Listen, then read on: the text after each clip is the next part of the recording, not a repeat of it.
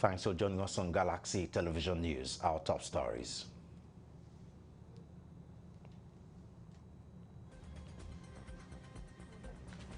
Appeal Court holds ceremony to flag off its maiden legal year and justices retreat with a call on the justice system to work in defense of Nigeria's democracy.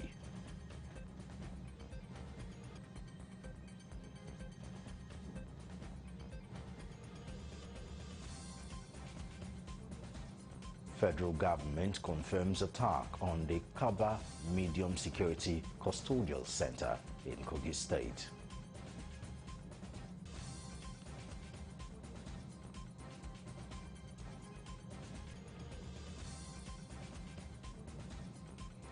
And on our international scene, around 2,000 people have left their homes after wildfires broke out in the southern Spanish region of Andalusia. I'll bring you details of these and more shortly.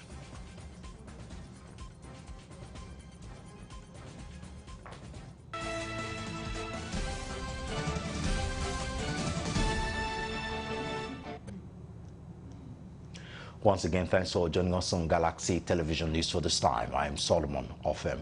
The Court of Appeal has held a ceremony to flag off its maiden legal year and justices retreat with a call on the justice system to work in defense of Nigeria's democracy.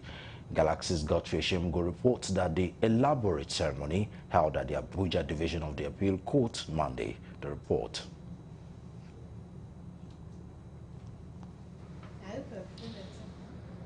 This is a gathering of senior lawyers and judges, members of the Temple of Justice from different courts, as well as dignitaries that have graced the event.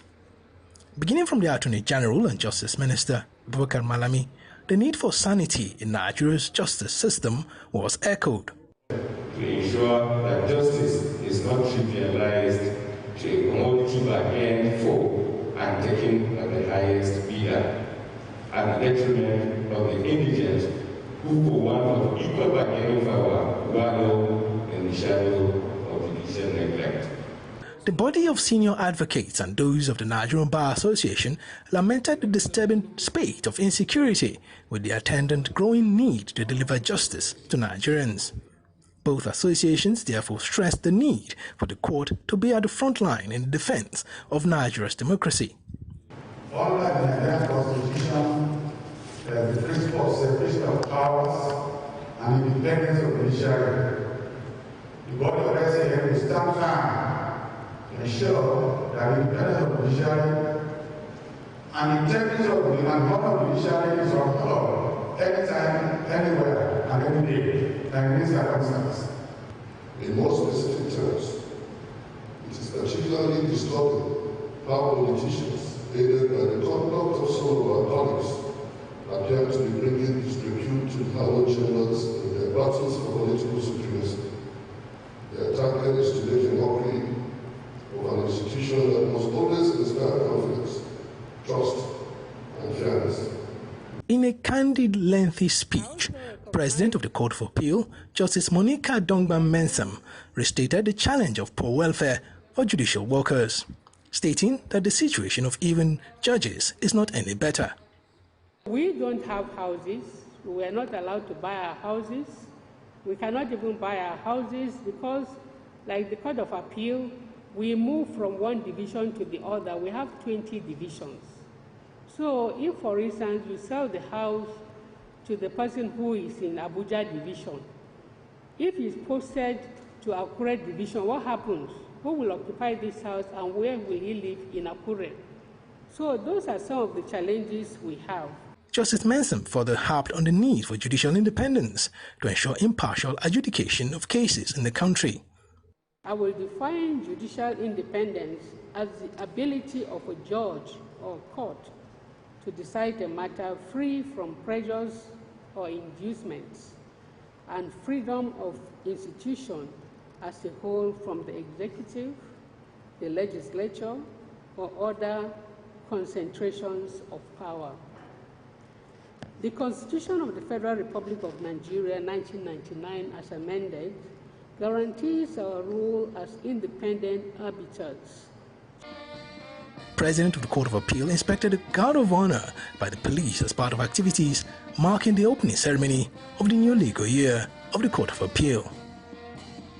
Godfrey Eshamoge, Galaxy News, Abuja.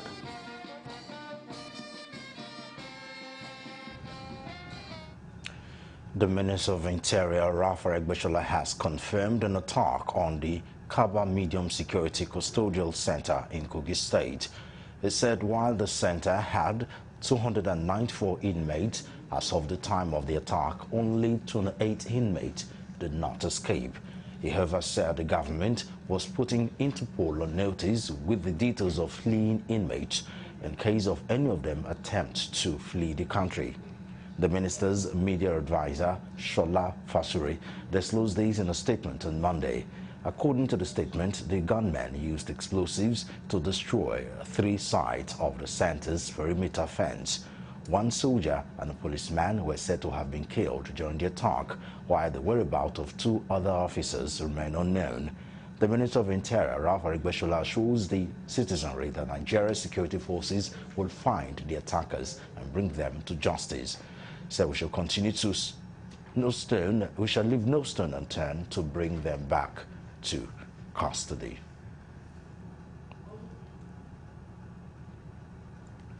At least 12 persons, including a reverend, have been killed by bandits in Piejim, a village in Atiab Chiefdom of Zango-Kataf local government area of Kaduna State. A member of vigilante group who pleaded anonymity said the armed men invaded the community in the late hours of Sunday. He added that they came in large number and were shooting sporadically. The attack led to the death of 12 persons, with many others sustaining injuries. The injured have since been taken to hospital where they are receiving treatment at the Zonkwa Rural Hospital. Similarly, residents of Ungwan Seiri and Maje villages in Chukum local government area who came under attack last week, where bandits abducted 23 persons, were seen running for safety to other communities for fear of impending attack.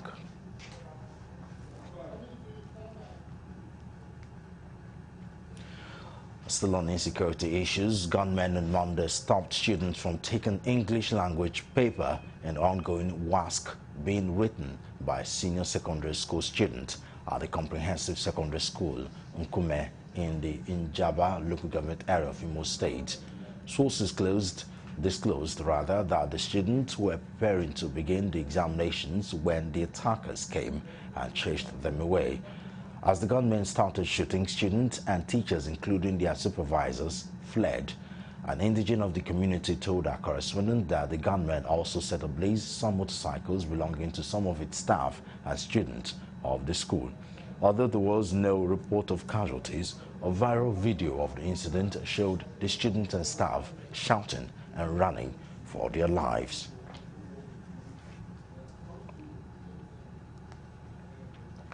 A leader of the People's Democratic Party (PDP) in Edo State Senatorial District, Owerri Dixon Imasoge, has been reportedly kidnapped by gunmen.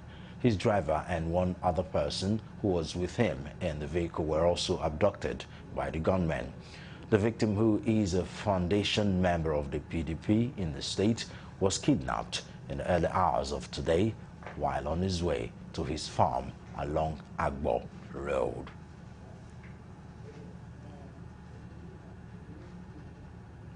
This is Galaxy Television News. Time for us to go for a break. We'll be right back. Stay with us.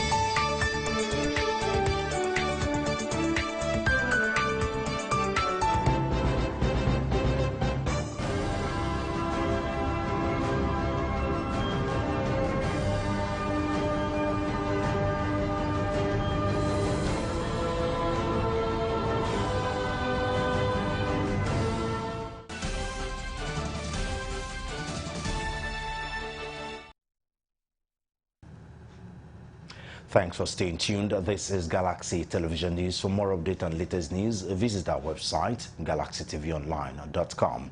Subscribe to our YouTube channel, youtube.com/Galaxy TV Nigeria. You can follow and interact with us on our Facebook page, facebook.com/Galaxy TV. Don't forget to follow and tag us on our Instagram page at official Galaxy TV. You can also avail our eyewitness feature via WhatsApp. If you have breaking news around you, simply share your story by sending short clips or videos of the news on 0818-6666-669. Our social media platforms are user-friendly and can always accommodate your live updates and comments. The 29-year-old woman, Jennifer Madueke, who was arrested over the missing service pistol of a Lagos Divisional Police Officer, a CSP, Adegoke Atilade of the Denton Police Station, Ebutemeta, has been released. This was made known to journalists following press release by the Police Public Relations Officer of Lagos State, CSP Adekunle Adeshebutu. The police force also removed Atilade as the DPO of the Denton Police Station, Ebutemeta, pending the conclusion of the case. According to information, Atilade and Madueke were in a romantic relationship before he was transferred out of Lagos 7 years ago, and that on Friday, August 27, the officer allegedly invited the woman to his office. A week later, Atilade arrested her and accused her of stealing his service pistol after denying having an affair with her. A legal practitioner, Barrister Yemi Omodele, while speaking with Galaxy's Daniel Tinimu, pointed out the legal implications of the August 27 incident. Looking at the story, I think the main cause of action is against Adegoke. The woman can exercise her right to institute an action against the man. The man is not certain. There's no concrete or visible evidence to have warranted the lady being detained up to that extent before being released. But either good or bad, if investigation is concluded and the woman is found to be culpable, well, she may be charged. But if she is found not to be culpable, well, she has a complete right of cause of action against the man. Omodele further called on the police force to do proper investigation and make sure the service pistol is being recovered by the police for safety reasons. Yes, well, the police should ensure that a proper investigation is done and the cat is let out of the bag, and they should not use the case as a man-no-man or wee-wee case. They should handle the case properly, because that service pistol claim to have been misplaced or non-seen or taken away or doing that can be used to threaten anybody in the society, or anybody can be a victim of it, because we don't know where it is. So police should do the needful and make sure that that service pistol is recovered wherever it might have been kept. And apart from that, that DPO too must be properly interrogated, because only God knows whether he has done one or two things with that service pistol and decided to hide under that pretext. Only God knows.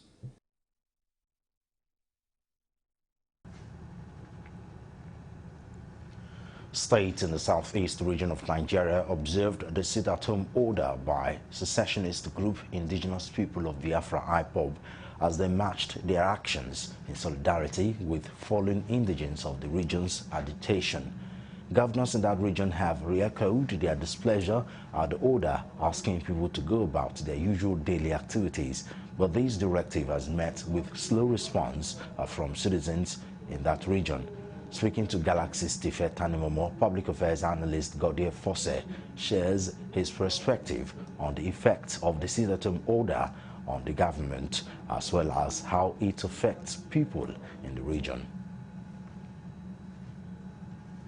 On the part of the people, first, people are not allowed to engage in their day-to-day activities. Schools are not allowed to open. Parents are afraid of sending their children to school for fear of attack and molestation.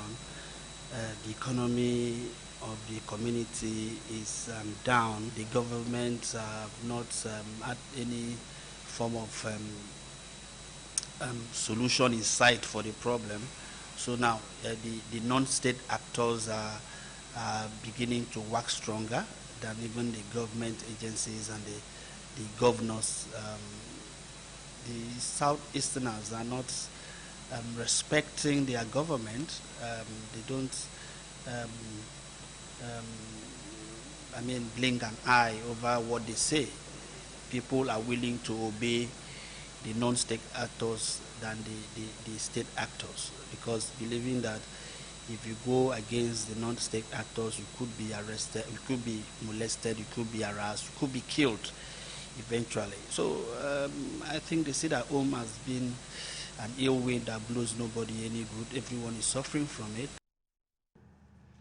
However, social affairs analyst Tochukwu Ezukama, while advised government at all levels to take charge of the situation. He also advised that Nnamdi Kanu be given a fair hearing in court. Nnamdi Kanu has been allegedly has committed some offenses, so he needs to have his day in court, make his case. Nobody should expect that he will just be released for no reason.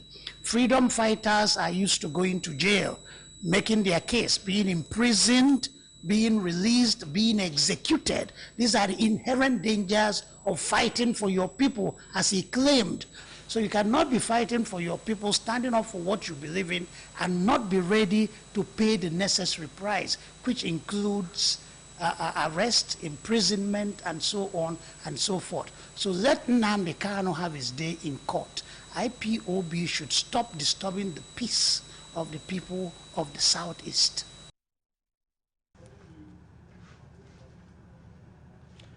The Lagos Sector Commander, Federal Road Safety Corps, Olusegun Agungbeade, has charged all motorists to drive safely and obey all traffic laws in order to reduce auto crashes in the state.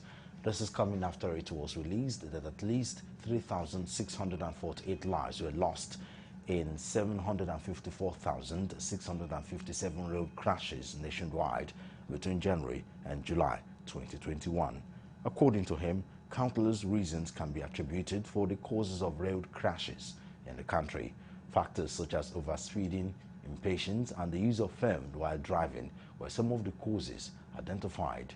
He further noted that some motorists do not obey traffic laws, and by doing so are not only risking their lives but the lives of others as well. Speaking to Galaxy's Valerie Chioma in an exclusive interview, the sector commander noted that motorists of road crashes is not caused by bad roads, as a majority rather of road crashes not caused by bad road, as most crashes recorded happened in good express roads. He further admonished Lagos motorists to obey all traffic laws and drive safely at all times.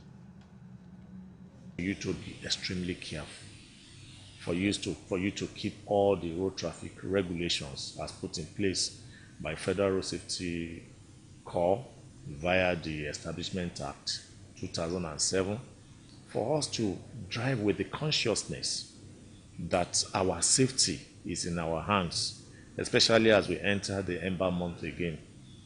Patience will play a major role, because irrespective of where you think you are going and you are rushing to, it's only when you are alive that you can get there. It's only when you are alive that you can make a return journey. It's only when you are alive that you can still repeat that journey. So many factors will propel people into committing so many infractions this time around. We have the road, we have the condition of the vehicle, we have the status of the driver that is also driving the vehicle. So it takes these three to be well managed for us to have a safe driving culture on our roads. The federal government has been charged to make a full disclosure of details of the recently submitted forensic audit of Niger Delta Development Commission funds. National President, Niger Delta Activist Forum Success, Jack, gave the charge while with journalists in Abuja Monday. Jack said the progress of the report was powered with taxpayers' money under the era of Freedom of Information law, adding that Nigerians have the right to know the full report, hence the need for citizens to know what really happened in the commission. The group also called on the federal government to immediately constitute the board of the NDDC to enable the region open a new chapter towards development and evolving a morally upright and socially balanced society that strives on constitutionally enshrined principles of engagement under a democratic setting. Jack also appreciated the effort of President Muhammadu Buhari at mastering the courage and political will against daunting odds to pull the audit.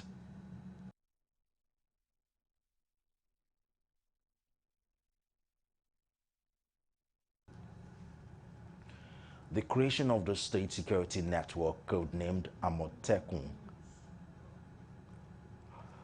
We do sincerely apologize for that. Up next is Thursday International Scene.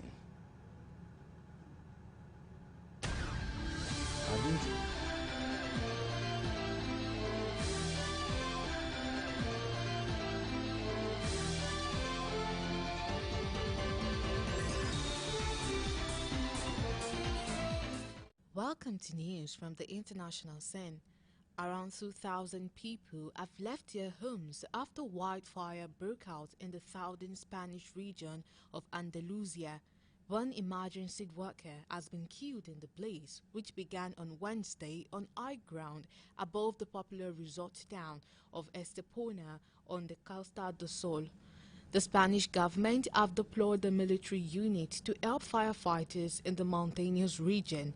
6 more towns and villages were evacuated on Sunday, and huge plumes of smoke could be seen from miles away. Residents of 5 other communities were told to leave their homes on Friday. The wildfire has burnt about 7,400 hectares of land, according to Spanish media. Andalusia's Regional Forest Fire Agency said hundreds of firefighters were tackling the blaze, supported by 41 aircraft and 25 vehicles.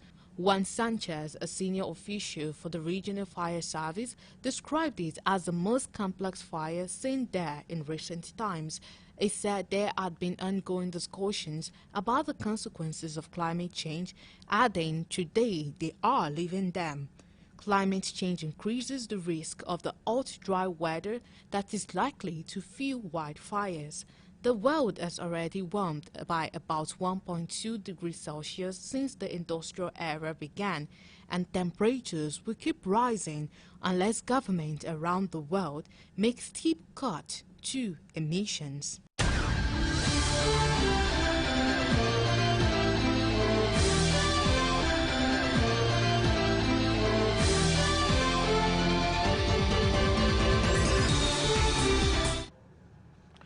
And now for more updates and latest news, visit our website, galaxytvonline.com. Subscribe to our YouTube channel, youtube.com/Galaxy TV Nigeria.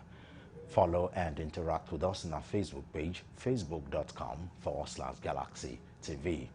Follow and tag us on our Instagram page, official Galaxy TV. You can avail our eyewitness feature via WhatsApp. If you have breaking news around you, simply share your story by sending short clips or videos of the news on 0818-6666-669. Our social media platforms are user-friendly and can always accommodate your live updates and comments. And that's the size of our package. Thank you for watching Galaxy Television News. We'll be right back at 9. I'm Solomon Ofem. Good evening.